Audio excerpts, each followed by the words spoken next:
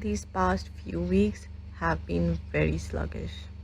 I've fallen behind with my work and I really need to change things up. So I thought, why not try to make a video out of it? Hey guys, welcome to my channel, The Kawaii Life.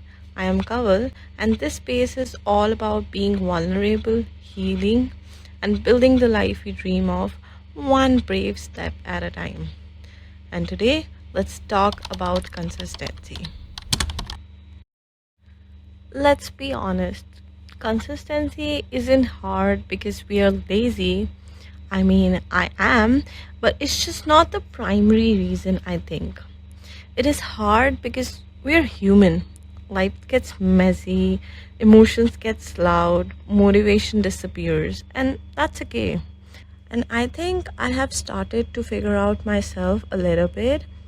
So I've gathered some tips and tricks to try out so I can get to that productive self and get my work done. So let's get into it.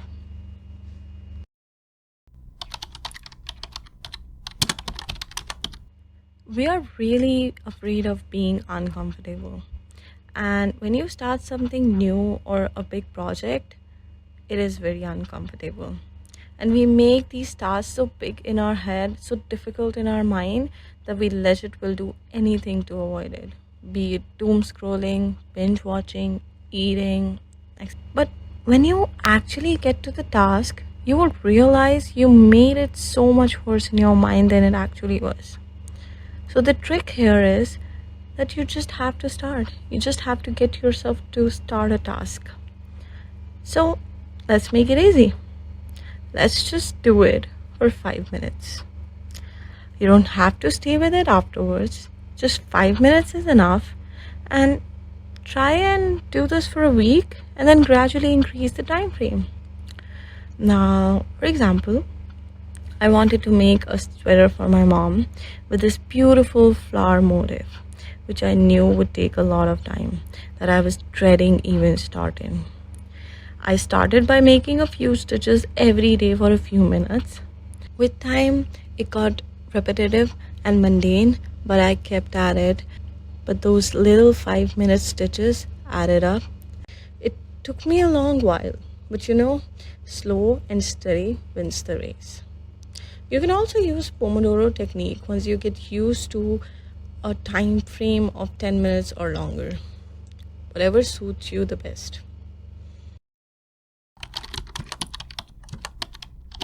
The background music plays an important role in how you feel about a task.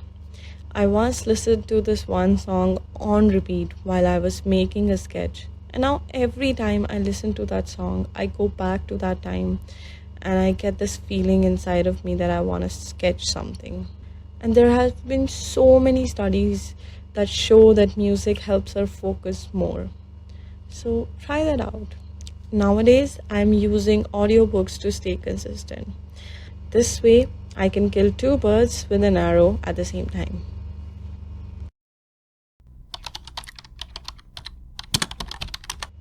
Have you ever had a streak with your friend on Snapchat? I mean, that number felt so good to see whenever you opened that app and you wanted to see that number grow. I even had some friends call me to remind me to maintain the streak and send a snap that day whenever I was falling behind.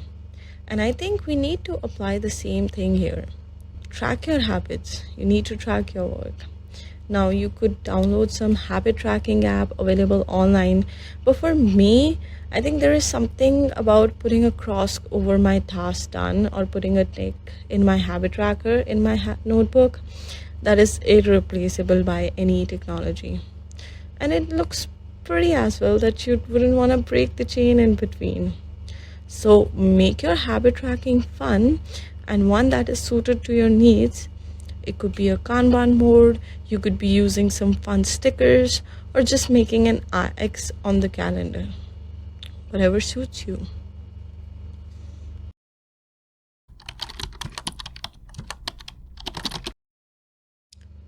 Find what you love. It is really difficult to stay consistent with something that you don't love.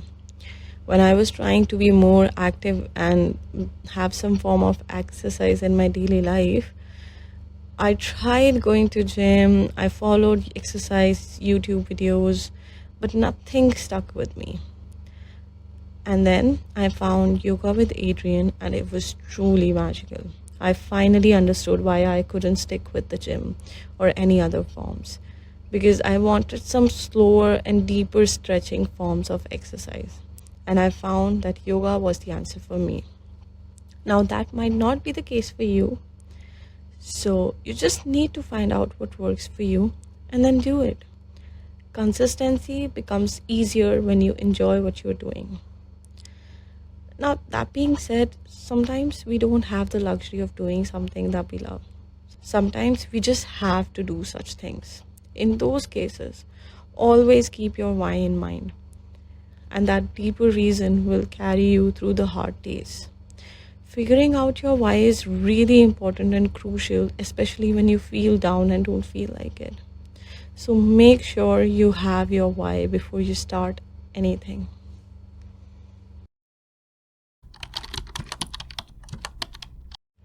Doing things alone is exhausting. You don't have strict deadlines, and you know yourself well enough to make the excuses that will justify your actions.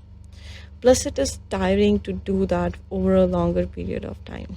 So, find a class for it.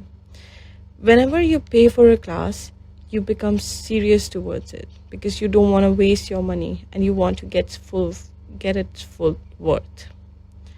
Plus, meeting new people, be it virtual or face to face, will inspire you further to keep on going. You don't have to pick up an expensive one. Pick one that suits you the best. We have so many options nowadays at our disposal because of the internet. Use that opportunity and find the best thing for you.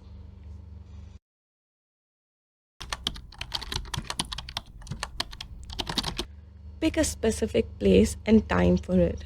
For me, my bedroom is kind of place that is too comfortable to work in.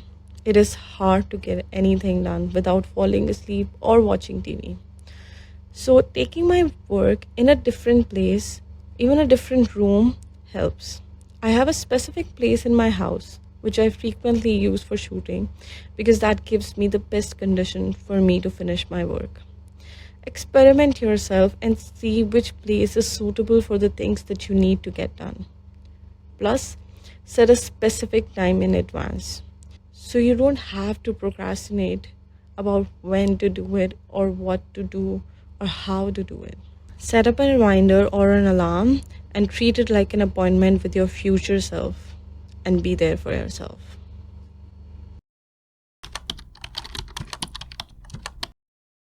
Find someone who won't let you make excuses. For me, that is my husband, who always pushes me forward and asks me those difficult questions that I avoid asking myself.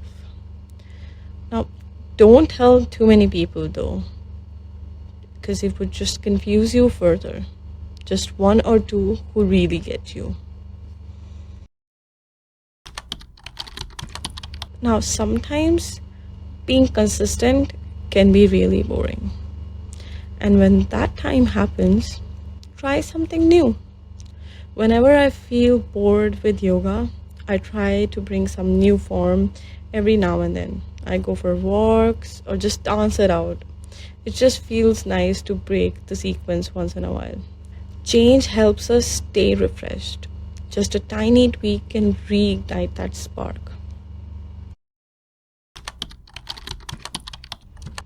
Missing a day is fine. Life happens. But missing two in a row, that's when the habit breaks. Don't let it break.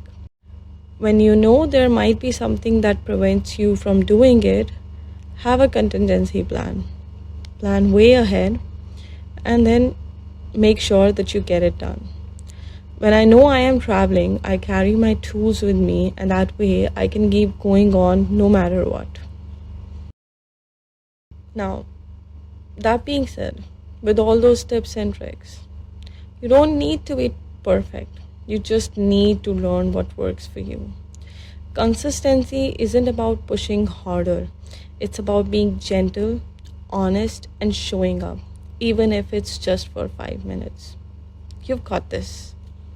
Life will happen time and again, but it's those who pick themselves up again and again that make the difference. If you found this video helpful, give it a thumbs up and comment below with the tip you're going to try first. And don't forget to subscribe for more real talk, gentle guidance every week right here on the Kawaii Life. Thank you for watching. Bye. See you soon. Soon. Soon.